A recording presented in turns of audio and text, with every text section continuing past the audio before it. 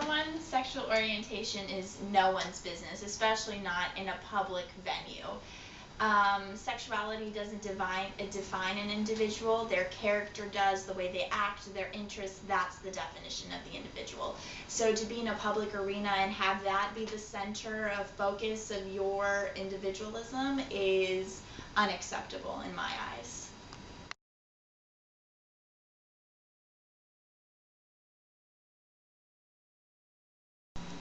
I actually was not aware that only 6 states ban the discrimination against adoption or foster care of parents who are homosexuals.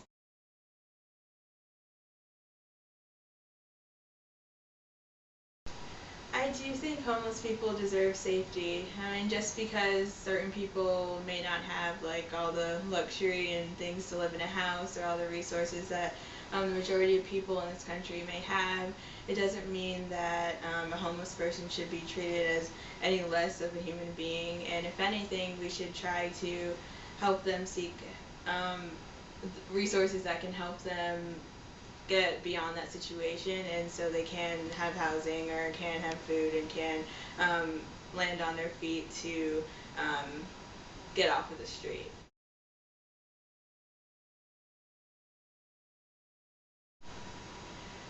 Although speaking up would be the first thing that I would think of doing, you do have to be careful in these situations because of the fact that you also don't want to bring greater harm to the situation. So I would probably try to monitor it from, a safe position, but also call the police if I did feel that the people that were harassing the homeless person is really causing a problem. And I would also probably say something with them. I don't know how comfortable I would be if I was by myself because I don't know who these other people are and what they can do to me as well. But I think just, if I could gather other people to try to say something or call, some type of authority, that would be something that I would do, speak up.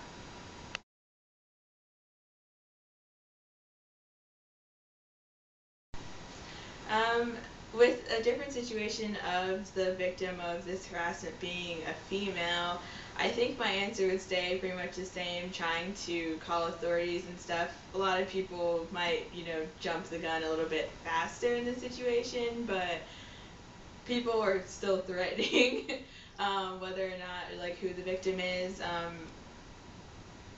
I might put a little bit more effort into trying to get help for this person, but then again, like, each person's human, whether or not the victim is male or female, so I would probably stick with the same plan as I would in the previous segment.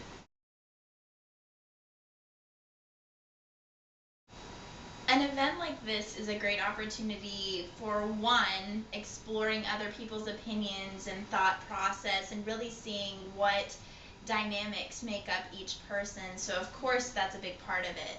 But also exploring all these societal situations and really figuring out what is the essence behind discrimination is a big part of solving the issue and thus making our society better and more accepting.